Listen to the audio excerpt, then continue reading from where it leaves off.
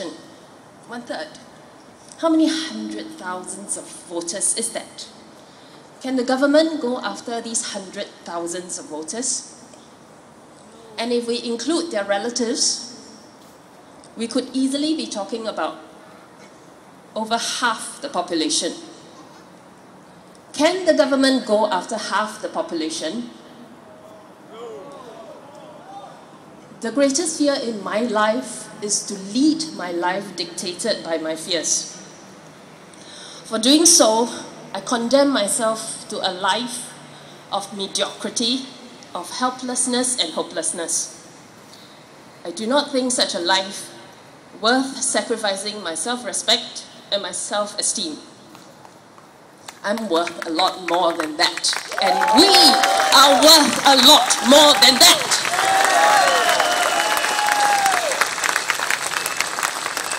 For we are not the descendants of cowards.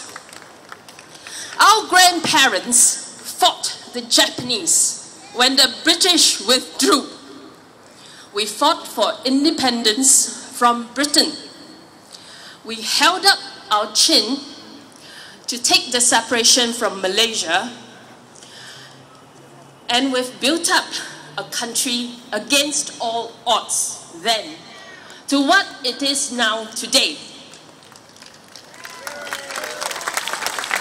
Our forefathers didn't need any hard truths then, and we don't need it now.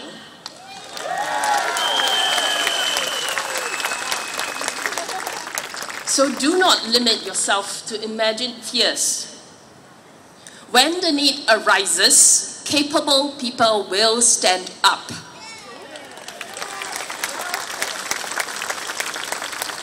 Singaporeans have been silent and we have been tolerant, but we are not gutless. In this election, the opposition has offered a slate of candidates unprecedented in quality and quantity. What other proof do you need? Singapore has no lack of talent, and we should never allow anyone to tell us otherwise.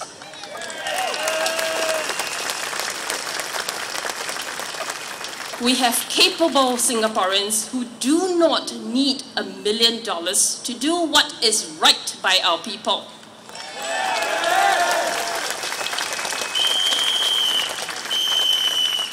And it is not right that we take such a hardline approach towards Singaporeans who need help. When Dr. Lily Neo fought for an increase in public assistance to the poor and the destitute,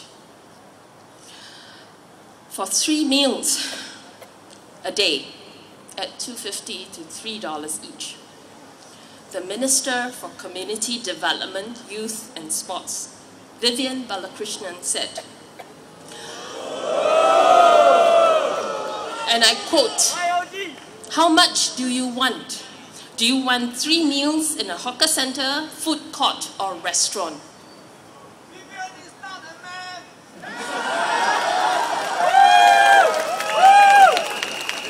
It is not right that pleas for the poor be treated with such heartlessness and sarcasm in Parliament. It is not right when people who are living in camps by the beaches because they have no homes, for us to continue to deny the existence of homelessness and to refuse to recognize the problems caused by the rigidity of HDB rules. The desire to provide a home for all Singaporeans should weigh more heavily than the desire to keep strictly to the rules and regulations. There should be more commitment to house every Singaporean than to ensure that our reserves are not raided, quote unquote. It is not right for us to accept increasing income inequality in Singapore as something inevitable. Singapore has the highest income inequality among developed nations. This is not an area in which we want to be number 1. It is not right for us to continue to do nothing about the plight of Singaporeans above the age of 40 who lost their jobs and are unable to get back into a decent paying jobs. It is not right for us to continue to do nothing to address the insecurities faced by many Singaporeans over their jobs, their cost of living, retirement, and medical cost. If the government has the people's interest as their top priority, they would be aggressively addressing these anxieties instead of being busy importing foreigners and building casinos.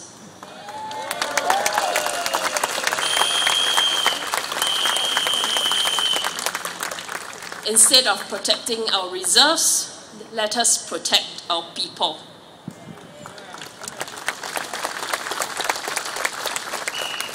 We need a more compassionate and less clinical system to serve Singaporeans. Just like our body needs both a brain and a heart to function healthily, so does our country.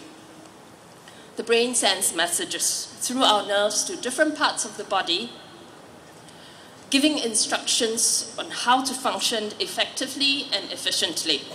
And the heart pumps blood through our body, bringing needed oxygen and food to every cell.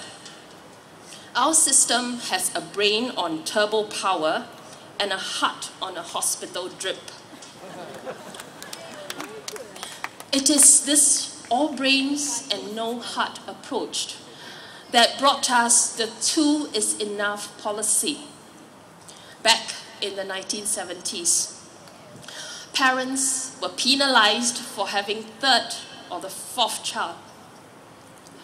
Abortions were encouraged. The number of abortions went up from 1,000 plus to over 11,000 in 1 year.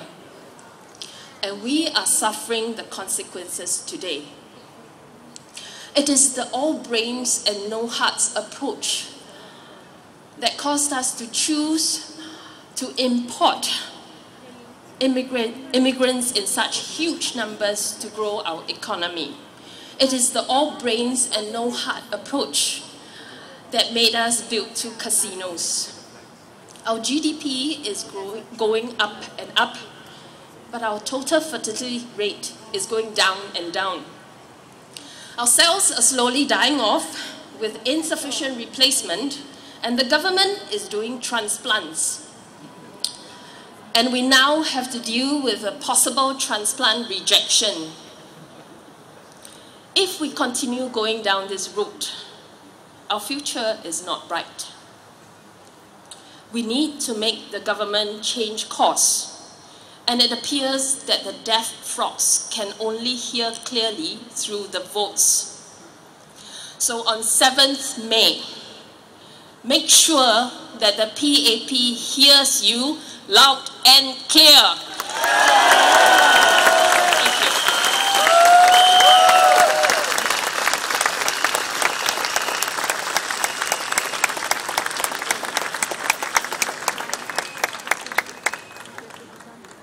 That is a very capable lady who has made the supreme sacrifice to come and offer herself in the NSP, offer herself to the people of Singapore in the NSP. Please tell your friends in Choa Chu Kang to vote for her. Will you do that? Yes. Yes. Our next speaker is a very important person in the NSP because he was one of the establishing founding members of our party more than 20 years ago.